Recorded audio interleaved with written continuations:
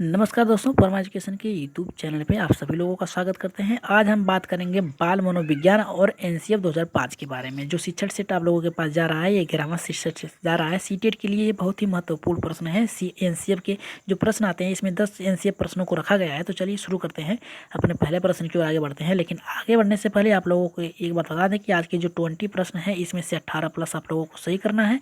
और जिन भाई बहनों ने अभी तक हमारे चैनल को सब्सक्राइब नहीं किया है, तो जल्दी से सब्सक्राइब कर लीजिए, लाइक कर दीजिए चैनल को और शेयर कर दीजिए। ठीक है, शेयर कर दीजिए ताकि अधिक से अधिक प्रश्नों को हम आप लोगों के लिए बना सकें। ठीक है, तो चलिए देखते हैं पहला प्रश्न क्या कर रहा है। लेकिन आज की आवाज़ में थोड़ी सी आप लोगों को थोड़ा सा कमी दिखने को मिल सकता है, क्योंकि तबीयत सही नहीं होने के कारण आज आवाज़ में थोड़ा सी कमी है। तो चलिए देख लेते हैं पहला प्रश्न क्या कर रहा है। हमारा पहला प्रश्न कर रहा है, सीखने में त्रुटियों के बारे में कौन सा कथन सत्य है। यहाँ पे कह रहा है त्रुटियों के बारे में कौन सा कथन सत्य है। पहला कह रहा है त्रुटियां लापरवाही का सूचक है। दूसरा कह रहा है त्रुटियां मंदबुद्धि विद्यार्थियों में ही संभव है। और तीसरा कह रहा है त्रुटियां अधिगम के दौरान सीखने का अंग है। और चौथा कह रहा है कि त्रुटियों के लिए दंडित किया जाए। तो जल्दी से बताइए पहले का आंसर क्या होगा। हमारा पहला प्रश्न आप लोग गलत मत करिएगा और जल्दी से एक बार शेयर कर दीजिए वीडियो से, ताकि अधिक से अधिक लोग जुड़ सकें हमारे चैनल से और अधिक से अधिक लोग इसका फ़ायदा उठा सकें। तो चलिए बताइए पहले का आंसर क्या होगा। पहला होगा, दूसरा होगा, तीसरा या फिर चौथा। तो पहले का आंसर होगा हमारा जो तीसरा। ठीक है, त्रुटियां अधिगम के दौरान सीखने का अंग है। क्योंकि बालक जो होता है त्रुटि करेगा तभी सीखेगा। यानी सीखते सीखते सभी लोग एक बार गलत प्रश्नों को या त्रुटि करते हैं, उस त्रुटि के द्वारा ही वो फिर से प्रयास करते हैं और सीखने में उनको सहायता मिलती है। ठीक है, तो इस आधार पे हमारा तीसरा सही है। चलिए दूसरे प्रश्न की ओर देखते हैं। दूसरा प्रश्न हमारा क्या कह रहा है। यहाँ पे देखिए, जिन पियाजे से ले लिया गया है। प्रश्न कह रहा है कि पियाजे के बारे में कौन सा कथन असत्य है। यहाँ पे असत्य की बात कर रहा है। सत्य असत्य आप लोग देख के प्रश्नों को सॉल्व करिएगा। ठीक है, तो यहाँ पे कह रहा है कि पहला, बच्चों का खुद से बातें करना अहम केंद्रित है। दूसरा कह रहा है कि वस्तु अस्थायित्व तो शिशु में 6 महीने के बाद आ जाता है। अस्थायित्व यानी बच्चों में जो है 6 महीने के बाद देखकर उसे ग्रहण, यानी उनकी जो स्टोरेज क्षमता है वो अस्थायी हो जाती है। ठीक है, यहाँ पे दूसरा कह रहा है कि जो विचार है भाषा पर हावी है। और चौथा कह रहा है कि बच्चे सामाजिक अंतः क्रिया से सीखते हैं। तो जल्दी से बताइए कि कौन सा कथन असत्य है जीन पियाजे के अनुसार। ठीक है, तो जीन पियाजे में कौन सा कथन असत्य है। तो हमारा दूसरे का आंसर जो होगा चौथा होगा। ठीक है, यहाँ पे देखिए कह रहा है कि बच्चे खुद से अहम केंद्र थे। ये भी जीन पियाजे ने कहा था। वस्तु अस्थायी 6 महीने तक आ सकता है, ये भी कहा था जीन पियाजे ने। विचार जो है भाषा पर हावी है, ये भी कहा था। लेकिन इन्होंने चौथे प्रश्न को नहीं कहा था। इसी आधार पे हमारा चौथा सही है। ठीक है, चलिए बात करते हैं तीसरे प्रश्न की ओर। देखते हैं तीसरा प्रश्न कितने लोगों का सही होता है। तीसरा प्रश्न ये कह रहा है कि विद्यालय पर आधारित आकलन क्यों आवश्यक है। कह रहा है कि विद्यालय पर आधारित जो आकलन है क्यों आवश्यक है। पहला कह रहा है कि केवल यह वाय परीक्षा पर्याप्त नहीं है। दूसरा कह रहा है कि विद्यालय आधारित आकलन में तुरंत पुष्टि दिया जा सकती है। तीसरा कह रहा है कि पाठ्य से आगामी क्रियाओं, यहाँ पे क्रिया होगा, क्रियाओं का आकलन केवल विद्यार्थियों में ही संभव है। और चौथा कह रहा है कि उपयुक्त सभी। तो जल्दी से बताइए इसका आंसर क्या होगा तीसरे का। आशा करते हैं सभी लोगों का सही होगा। तो बताइए तीसरे का आंसर क्या होगा हमारा। तीसरे का आंसर बताइए। तीसरे का आंसर होगा हमारा चौथा। ठीक है, चौथा हमारा सही होगा। केवल बाय, यहाँ पे कह रहा है कि केवल एक बाह्य परीक्षा पर्याप्त नहीं है। सही है, अलग अलग कराना चाहिए। दूसरा कह रहा है विद्यालय आधारित आकलन में तुरंत प्रतिपुष्टि दी जाना चाहिए। विद्यालय में जो आकलन है उसका तुरंत वेरीफाई जो बेनिफिट है उसे दिया जाना चाहिए। अब तीसरा कह रहा है पाठ से आगामी क्रियाओं का आकलन केवल विद्यार्थियों में ही संभव नहीं, सब में होता है। ये बात भी सही है, सभी में होता है, शिक्षक और छात्र दोनों में होता है। इस आधार पे हमारा चौथा सही है। ठीक है, तो चलिए आगे बढ़ते हैं चौथे प्रश्न की ओर। देखते हैं चौथा प्रश्न हमारा क्या कह रहा है। चौथा प्रश्न ये कह रहा है कि एक क्रिकेट टीम खेलने से पहले पिच का उछाल, मौसम तथा क्रिकेट का मिजाज समझती है। ये क्या है। ये प्रश्न थोड़ा हट के है, लेकिन बताइए ये क्या है। आपके अधिगम पे आधारित है। कह रहा है कि पहला कह रहा है अधिगम का आकलन, दूसरा कह रहा है अधिगम के लिए आकलन, और तीसरा कह रहा है कि अधिगम जैसा आकलन, और चौथा कह रहा है उपयुक्त सभी। तो चौथे का आंसर एकदम सटीक आप लोग बताइएगा कि चौथे का आंसर क्या होगा। पहला होगा, दूसरा होगा, तीसरा होगा या फिर चौथा। इसका आंसर सभी लोग सही करिए। सॉरी। तो चौथे का आंसर बताइए। पहला होगा, दूसरा होगा, तीसरा होगा या फिर चौथा होगा। तो चौथे का आंसर होगा हमारा दूसरा, अधिगम के लिए आकलन। क्योंकि यहाँ पे देखिए जो उछाल है पिच की उसे आकलन करना है, मौसम और क्रिकेट के मिजाज को समझती है। ठीक है, यहाँ पे आकलन की बात कर रहा है, लेकिन किसकी आकलन कर रहा है।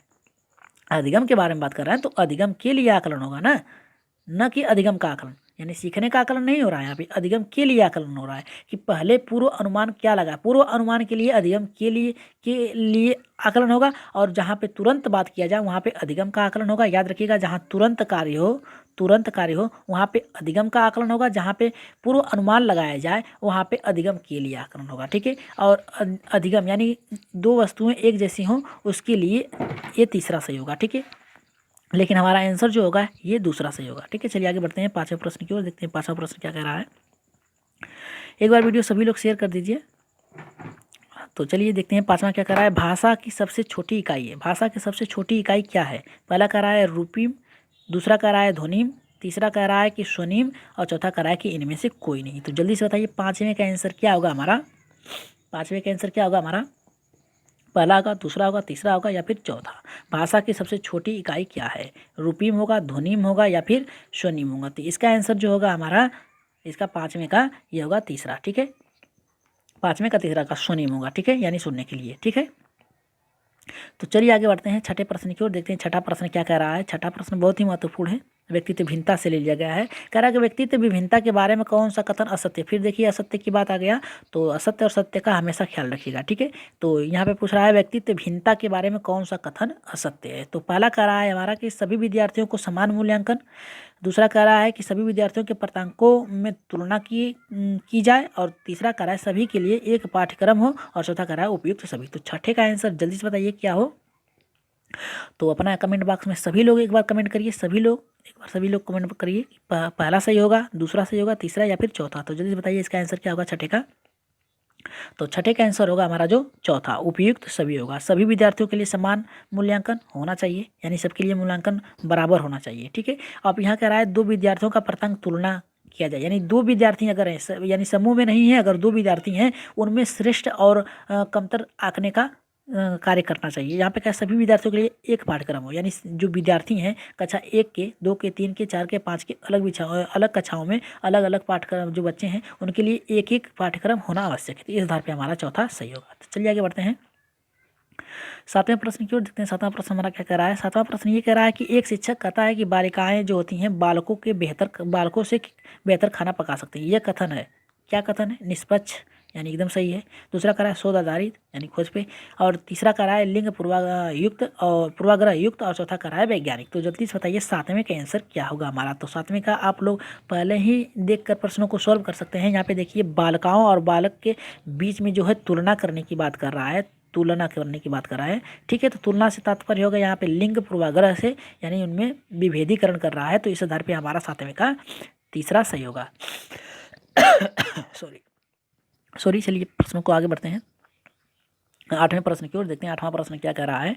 आठवां प्रश्न ये कह रहा है कि वंशानुक्रम के बारे में कौन सा कथन सत्य है? यहाँ पे सत्य की बात किया है, हर प्रश्नों में असत्य की बात किया था, यहाँ पे सत्य की बात कर रहा है। ठीक है, कौन सा वंशानुक्रम के बारे में सही है? कह रहा है पहला कह रहा है हमारा कि यह शिशु के लिए निर्धारण में सहायक होता है, दूसरा कह रहा है हमारा कि शिशु की आंखों और शारीरिक कद काठी पर प्रभाव डालता है, और तीसरा कह रहा है कि हीमोफीलिया वर्णांधता जैसी बीमारी वंशानुक्रम द्वारा हस्तांतरित होती है, चौथा कह रहा है कि उपयुक्त सभी। तो जल्दी से बताइए आठवें का आंसर क्या होगा हमारा?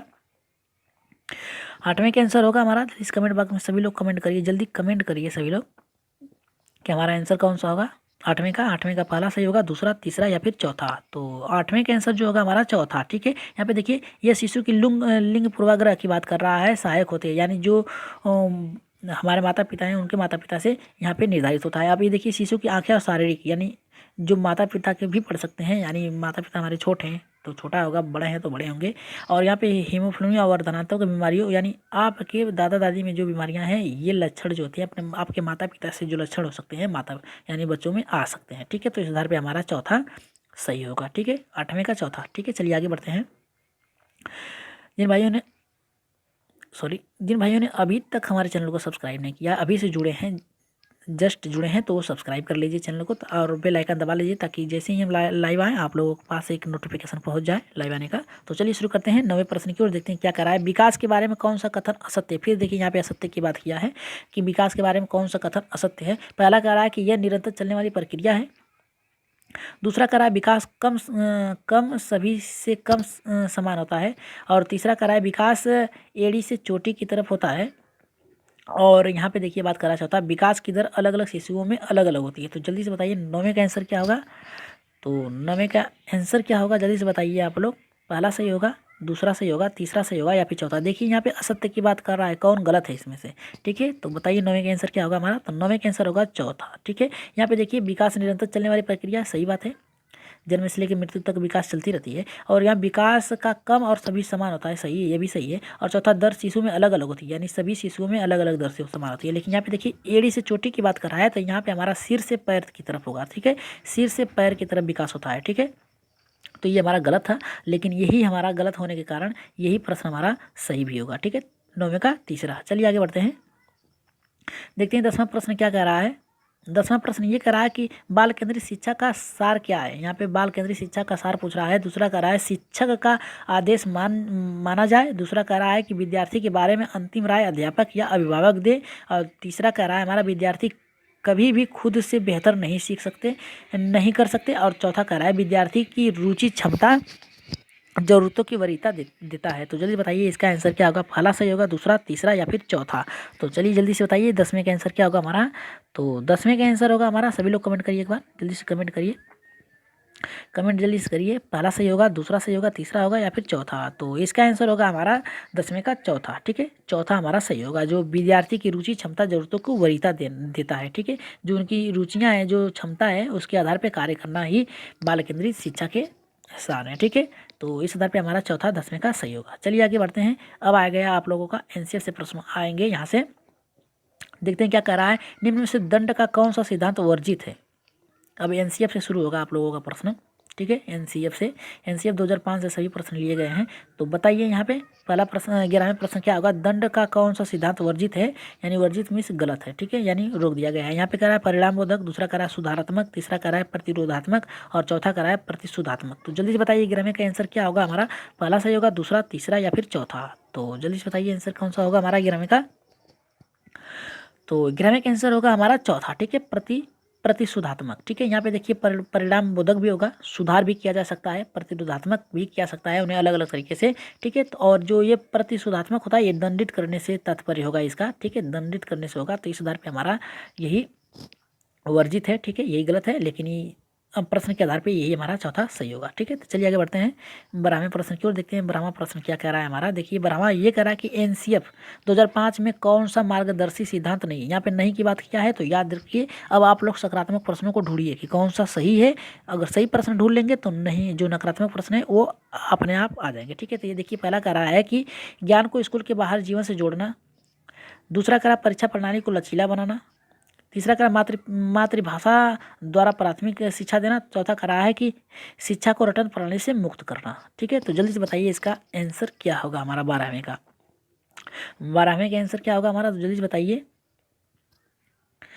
यहाँ पे देखिए कह रहा है कि यहाँ पे देखिए ये भी कह रहा है कि हमारा ज्ञानात्मक जो ज्ञान है वो स्कूल के बाहर के जीवन से जोड़ के पढ़ाना चाहिए। एनसीएफ यही कहता है, ठीक है। शिक्षा प्रणाली को लचीला बनाना ये भी कह रहा है, और रटन प्रणाली से मुक्त करना, ठीक है, ये भी कह रहा है। लेकिन जो एनसीएफ है, एनसीएफ जो होता है इसमें प्राथमिक स्तर पे शिक्षा की बात जो किया है, शिक्षा देने की बात किया है, यहाँ पे सिर्फ शिक्षा की बात किया है, ठीक है। शिक्षा की अगर देने की बात करता तो ये भी हमारा सही होता, लेकिन यहाँ पे देखिए सिर्फ शिक्षा की बात किया है, प्राथमिक स्तर पर शिक्षा, इसके आगे कुछ नहीं दिया है। तो इस आधार पर हमारा यही सही होगा, तीसरा, ठीक है। तो चलिए आगे बढ़ते हैं 13वें प्रश्न की ओर देखते हैं। 13वां प्रश्न हमारा क्या कह रहा है कि एनसीएफ 2005 में दस्तावेज नहीं थे, यानी कौन सा दस्तावेज जो है एनसीएफ 2005 में नहीं से। पहला कह रहा है कि एक भाषा, दूसरा कह रहा है द्विभाषा, तीसरा कह रहा है बहुभाषा और चौथा कह रहा है कि बी और सी दोनों, यानी ये दोनों सही हैं और ये गलत है। तो कौन सा आप लोगों के आधार पे सही है, इन पे जल्दी से बताइए आप लोग। पहला सही है, दूसरा सही है, तीसरा या फिर चौथा। एनसीएफ 2005 के दस्तावेज में नहीं थे, यानी क्या शामिल है एनसीएफ 2005 के अंतर्गत, तो जल्दी से बताइए। 13वें का आंसर हमारा क्या होगा, तो 13वें का आंसर होगा हमारा चौथा, ठीक है। एक भाषा नहीं हो सकती क्योंकि हमारे देश में अलग अलग भाषाएं बोली जाती हैं, इसी आधार पे हमारी दूसरी भाषा और तृतीय भाषा बहुभाषा भी हो सकती है, ठीक है। सिर्फ एक भाषा को वरीयता नहीं देने की बात किया है, ठीक है। इसमें सभी भाषाओं को वरीयता देने की बात है। ये द्वितीय भाषा भी हो सकती है, मातृभाषा और आपकी सामाजिक भाषा, इन दोनों को भी आप जोड़ सकते हैं। या फिर बहुभाषा यानी अलग अलग राज्यों से अलग अलग, मान लीजिए आपकी यूनिवर्सिटी जो है, जो आपकी यूनिवर्सिटी है उसमें अलग अलग राज्य से अलग अलग बच्चे आते हैं जिनकी भाषा जो होती है बहुभाषिक होती है और द्वितीय भाषा भी होती है। तो इस आधार पे हमारा ये दोनों सही है, तो हमारा चौथा सही होगा, ठीक है। तो चलिए 14वें प्रश्न की ओर आगे बढ़ते हैं, देखते हैं 14वां प्रश्न क्या कह रहा है।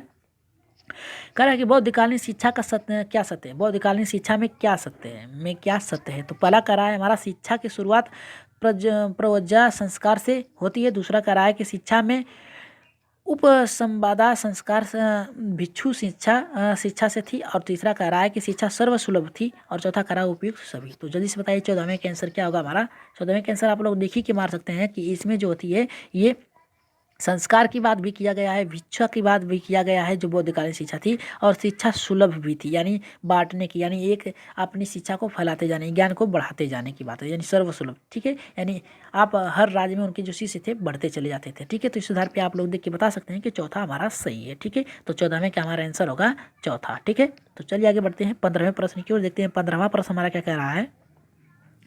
कह रहा कि 1986 की नीति के बारे में क्या सत्य है। जो 1986 थी हमारी जो नीति थी, जो जो कोठारी आयोग के द्वारा या फिर जो एनसीएफ के द्वारा, ठीक है, तो उसके एनसीएफ एनसीईआरटी के बारे में जो 1986 की जो नीति थी उसके बारे में क्या सत्य है। पहला करा कि नवोदय विद्यालय की स्थापना, दूसरा करा कि राष्ट्रीय आय 6% तक शिक्षा व्यय किए जाए, और तीसरा करा कि ऑपरेशन ब्लैक बोर्ड, और चौथा कराए उपयुक्त सभी। तो जल्दी से बताइए 5वें का आंसर क्या होगा हमारा। ठीक है, तो 5वें का आंसर क्या होगा आप लोग बताइए। पहला सही होगा, दूसरा, तीसरा, चौथा, कौन सा सही आप लोगों को लग रहा है। पहला सही लग रहा है, दूसरा, तीसरा या फिर चौथा। तो आप लोगों का आंसर जल्दी से बताइए कमेंट बॉक्स में, जल्दी से करिए। अर्जुन भाई ने तो अभी तक हमारे चैनल को सब्सक्राइब नहीं किया तो जल्दी से सब्सक्राइब कर लीजिए। ठीक है, तो चलिए बताइए कौन सा आंसर सही होगा 15वें का। तो 15वें का आंसर होगा हमारा चौथा। ठीक है, जो 1986 नीति के में जो निहित किया गया था वह नवोदय विद्यालय की स्थापना, यानी जो 5 के बाद जो बालक होते हैं उनकी बौद्धिक क्षमता के आधार पर उनका आकलन करके उन्हें नवोदय विद्यालय में स्थापित करना। दूसरा कह रहा है राष्ट्रीय जो 6% शिक्षा पर व्यय किया जाए, ये भी था। और ऑपरेशन ब्लैक बोर्ड, ठीक है, ऑपरेशन ब्लैक बोर्ड के द्वारा जो अचम बालक थे उनके लिए भी अलग से शिक्षा चलाने की बात की गई थी। तो इस आधार पे हमारा चौथा सही होगा। ठीक है, तो चलिए आगे बढ़ते हैं 16वें प्रश्न की ओर। देखते हैं 16वां प्रश्न हमारा क्या कर रहा है। यहाँ पे वर्धा से प्रश्न ले लिया गया है। वर्धा योजना के बारे में गलत कथन बताइए। यहाँ पे गलत कथन की बात कर रहा है, असत्य की बात कर रहा है। तो कौन सा कथन जो है असत्य है। ठीक है, पहला कर रहा है इसकी शुरुआत जो थी 22 से 23 अक्टूबर 1937 में वर्धा से हुई थी। और दूसरा कह रहा है कि यह हस्त कौशल पर आधारित व्यावसायिक शिक्षा थी। और तीसरा कह रहा है कि इसमें हस्त कौशल का शिक्षा प्रतिदिन 3 से 3 घंटे 20 मिनट थी। और चौथा कह रहा है कि प्रतिदिन शिक्षण की अवधि 4 घंटे 30 मिनट थी। ठीक है, तो जल्दी से बताइए इसका आंसर क्या होगा हमारा। जल्दी से आंसर बताइए इसका। 16वें का आंसर क्या होगा। पहला सही होगा, दूसरा सही होगा, तीसरा या फिर चौथा है। जो इसकी शुरुआत हुई थी 22 से 23 अक्टूबर 1937 को हुई थी, या फिर हस्त कौशल आधारित व्यावसायिक शिक्षा थी, या फिर हस्त कौशल शिक्षा जो थी 3 घंटे 20 मिनट थी, या फिर 4 घंटे, चौथा 4 घंटे 30 मिनट थी। तो इसका आंसर क्या होगा जल्दी से बताइए आप लोग। 16वें का आंसर क्या होगा हमारा। तो 16वें का आंसर जो होगा हमारा चौथा होगा। ठीक है, ये जो प्रतिदिन शिक्षण की अवधि थी ये 4 घंटे 30 मिनट तक थी। ठीक है, ये हमारा गलत है, ये नहीं था, ये भी गलत है, ये भी गलत है, लेकिन ये भी हमारा सही होगा। ठीक है, तो देखिए यहाँ पे असत्य की बात कर रहा था तो ये भी हमारा गलत था, ये चौथा हमारा सही था। ठीक है, लेकिन इसमें देखिए जो बात किया था वर्धा योजना की जो कथन था, इसमें 3 से 3 घंटे 20 मिनट तक आप पढ़ा सकते हैं कालांश जो था, और इसमें व्यावसायिक शिक्षा पर आधारित थी। और यहाँ पे 22 से 23 अक्टूबर 1937 को वर्धा से लिया गया था। ठीक है, तो यहाँ पे गलत की बात किया है तो हमारा चौथा सही होगा। ठीक है, तो चलिए आगे बढ़ते हैं 17वें प्रश्न की ओर। देखते हैं 17वां प्रश्न हमारा क्या कह रहा है। यहाँ पे देखिए एक प्रश्न बहुत ही महत्वपूर्ण आ गया है, हो सकता है इस बार आ जाए। सॉरी, कर रहा है 17वां कर रहा है कि मुस्लिम कालीन शिक्षा के बारे में गलत कथन है। यहाँ पे देखिए फिर गलत कथन की बात कर रहा है यहाँ पे, तो आप सकारात्मक जो सही प्रश्न है उसको छाट लीजिए। ठीक है, तो छाटेंगे सही प्रश्न तो अपने आप गलत वाला प्रश्न आ जाएगा। ठीक है, यहाँ पे देखिए कर रहा है 17वां कर रहा है हमारा कि शिक्षा का शुरुआत बिस्मिल्लाह संस्कार से हुआ था। ये भी हमारा सही है, ये हमारा सही है। दूसरा कह रहा है कि शिक्षा का माध्यम अरबी एवं फारसी भाषा थी। सही है, अरबी भाषा थी। ठीक है, अब कराते हैं प्राथमिक स्तर पर मदरसे में शिक्षा होती है। ये हमारा गलत है। प्राथमिक स्तर पे जो थी मदरसे की जो शिक्षा थी ये नहीं होती थी। गणित के निपुण विद्यार्थियों को रियाजी कहते हैं, ये भी सही है हमारा। गणित में जो निपुण होते हैं बालक उनको रियाजी कहा जाता है। लेकिन मदरसे में जो प्राथमिक स्तर की बात होती है इसमें मदरसे में शिक्षा होती है, ये गलत है। इसमें जो होती है इनका जो है प्राथमिक स्तर से लेके जो आसपास की विद्या जो हमारे मातृभाषा में होती है। ये मदरसे में शिक्षा इनकी जो होती है क्लास 5 से ऊपर की होती है, लेकिन अब चालू कर दिया गया है मदरसे में शिक्षा होती है इनकी प्राथमिक स्तर पे। ठीक है, तो चलिए आगे बढ़ते हैं अपने 17वें प्रश्न की ओर। देखते हैं 17वां प्रश्न हमारा क्या कह रहा है। 17वां प्रश्न ये देखिए, व्यक्तित्व भिन्नता से आ गया है। कह रहा है व्यक्तित्व भिन्नता के संपूर्ण व्यक्ति का कोई भी पहलू शामिल हो सकता है। कह रहा है व्यक्तित्व भिन्नता के जो संपूर्ण पहलू हैं व्यक्तित्व में, कोई भी पहलू शामिल हो सकता है जिसका मापन संभव हो। जिसका मापन संभव हो, ये परिभाषा किसने दी है? टाइलर ने दिया है, स्किनर ने दिया है, जेम्स ड्रेवर ने दिया है, या फिर गेट्स ने दिया है? तो जल्दी से बताइए इसका 18वें का आंसर क्या होगा हमारा। जो व्यक्तित्व भिन्नता है इसका संपूर्ण व्यक्तित्व का कोई भी पहलू शामिल हो सकता है, यानी कोई भी पहलू शामिल हो सकता है व्यक्तित्व भिन्नता का। ये मापन है संभव, ये मापन सही में संभव है, लेकिन ये किसने दिया है? पहला करा है टाइलर ने दिया है, स्किनर ने दिया है, जेम्स ड्रेवर ने दिया है, या फिर चौथा गेट्स ने दिया है? तो जल्दी से बताइए 18वें का आंसर क्या होगा हमारा। तो 18वें का आंसर होगा हमारा दूसरा। ठीक है, स्किनर महोदय ने किया था कि व्यक्तित्व जो होता है व्यक्तित्व भिन्नता का संपूर्ण व्यक्तित्व में पहलू में शामिल हो सकता है जिसका मापन संभव है। ठीक है, मापन जो होता है संभव है, स्किनर महोदय ने कहा था। ठीक है, तो चलिए आगे बढ़ते हैं 19वें प्रश्न की ओर। देखते हैं 19वां प्रश्न हमारा क्या कह रहा है। 19वां प्रश्न बहुत ही महत्वपूर्ण कह रहा है कि मापन का वह स्तर जिसमें परम शून्य आता है, जिसमें परम शून्य आता है। ठीक है, तो जल्दी से बताइए इसका क्या आंसर होगा हमारा। ठीक है, तो इसमें कह रहा है नामित होगा, इसमें कह रहा है अनुपातिक होगा, तीसरा कह रहा है अंतराल होगा, और चौथा कह रहा है क्रमिक होगा। ठीक है, तो आप लोगों के लिए दो प्रश्न रखे गए हैं, दोनों का आंसर आप लोगों को देना है। ठीक है, 19 और 20 का आंसर आप ही लोगों को देना है।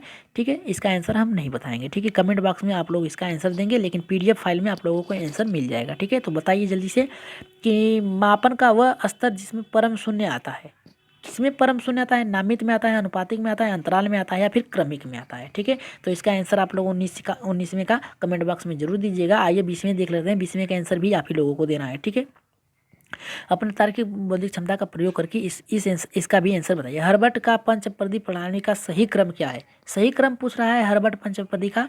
पहला कह रहा है कि प्रस्तुतिकरण, प्रस्तावना, तुलना, प्रयोग, सामान्यीकरण। दूसरा कह रहा है कि प्रस्तावना, सामान्यीकरण, तुलना, अनुप्रयोग और प्रस्तुतिकरण। और यहाँ पे देखिए तीसरा कह रहा है कि सामान्यीकरण, तुलना और प्रस्तुतिकरण, अनुप्रयोग और प्रस्तावना। चौथा कह रहा है प्रस्तावना, प्रस्तुतिकरण, तुलना, सामान्यीकरण और प्रयोग। ठीक है, तो जल्दी से बताइए इसका आंसर क्या होगा।